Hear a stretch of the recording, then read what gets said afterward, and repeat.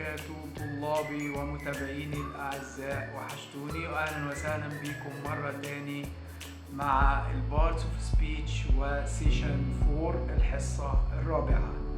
هنتكلم النهاردة إن شاء الله عن the adverb، اللي هي إيه؟ the adverb اللي هو الظرف أو الحال. أول حاجة نعرف الظرف أو الحال. يعني إيه ظرف أو حال في اللغة الإنجليزية؟ الظرف أو الحال هو كلمة تصف الفعل أو تصف طريقة حدوث الفعل. يعني مثلا لما نقول play will هنا is an adverb، ظرف will تصف الفعل play. cry sadly تبكي أو يبكي وحزن. cry sadly. sadly here is an adverb. sadly هنا ظرف.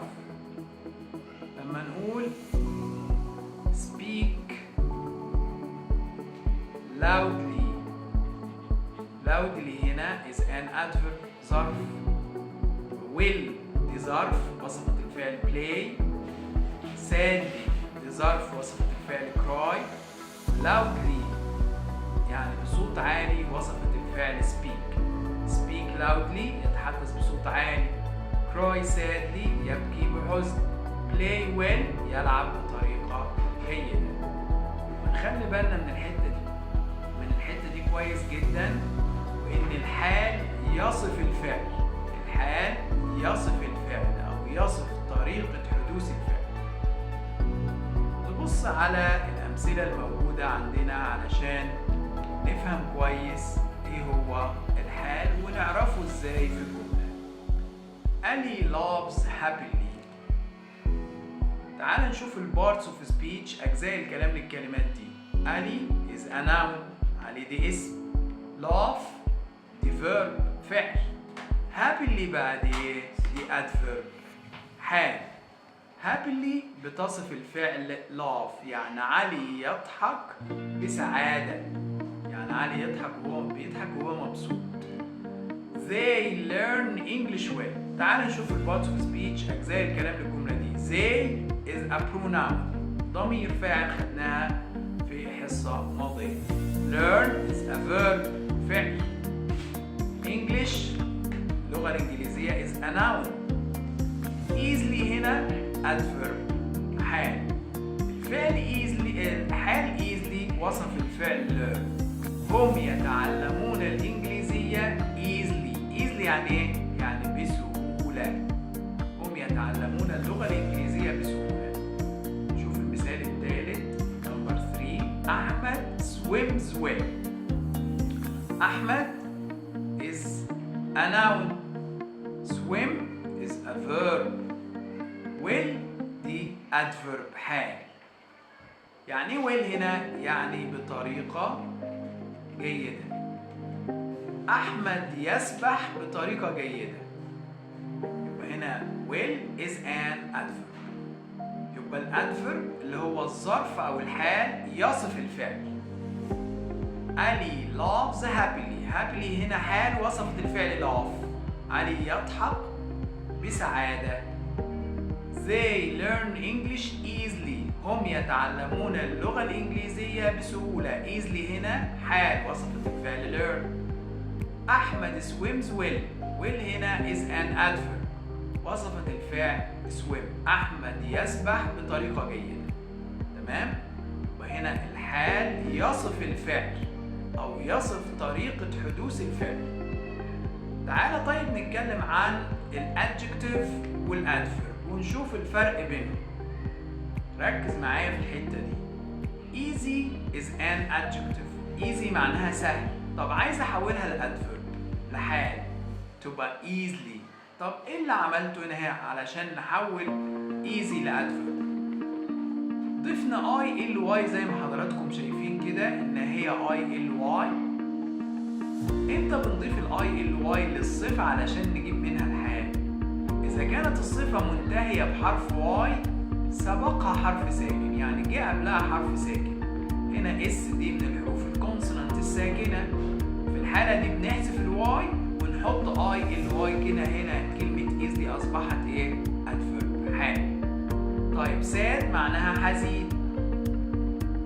طيب دي adjective عايز احولها لادفرب تبقى sadly، ضفنا لها ال واي. اشمعنى طيب هنا في كلمة easy ضفنا اي ال واي، لكن في كلمة sad ضفنا ال واي بس؟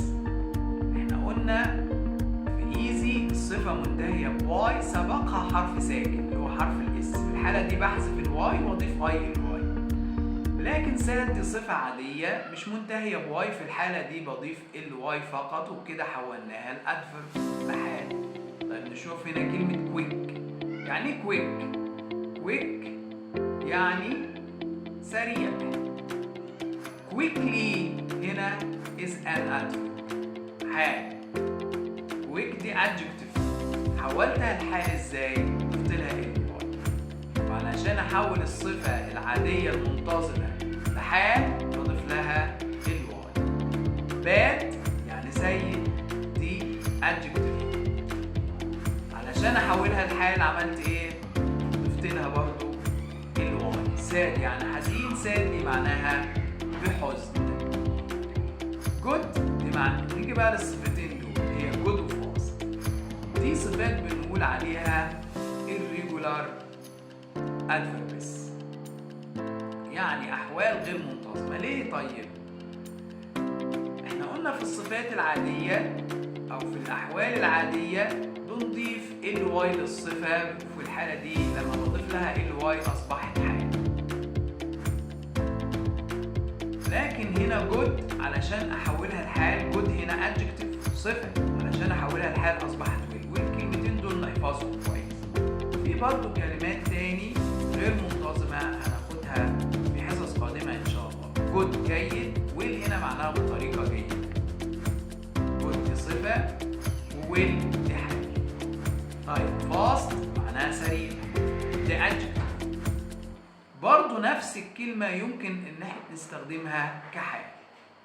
طيب نشوف مثال. زياد is fast. fast هنا is an adjective صفة. عرفناها ازاي طيب إن هي fast هنا صفة؟ زياد سريع. fast هنا جت بعد الفعل is لو احنا فاكرين دي فعل يكون، وقلنا احنا الصفة دائما بتيجي بعد فعل يكون، وis دي فعل يكون. طيب نشوف المثال التاني. زياد runs fast. fast هنا is an adverb حال. عرفناها ازاي ان هي حال؟ لان هي جت بعد الفعل run. لان احنا قلنا لو انت فاكر في اول الحصة ان الظرف يأتي بعد الفعل، اما الصفة تأتي بعد فعل يكون، ودي قلناها في الحصص اللي فاتت. علشان نفرق بين فاست وفاست اعرف امتى فاست تكون صفة، لو جت بعد فعل يكون بتكون صفة، اما لو جت بعد فعل اساسي زي الفعل ران هنا ففي الحالة دي بتكون حال. نشوف مثال تاني. تامر is good at football. تامر good.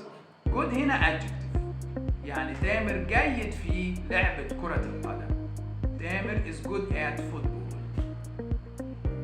طيب عايز احول هنا الادجكتيف لادفيرب، هقول ايه؟ تامر plays football well. well هنا is an adverb حال، وصفت الفعل play. تامر plays football well. تامر يلعب كرة القدم بطريقة جيدة. يبقى هنا good في المثال الأول adjective حولتها لأدفرب أصبحت will. good جت بعد فعل يكون، في الحالة دي بتكون صفة. فهمتوا حصة الظرف والحال، وما تنسوش تشاركوا الفيديو وتتابعوني وتحطوا لايك. والسلام عليكم ورحمة الله وبركاته.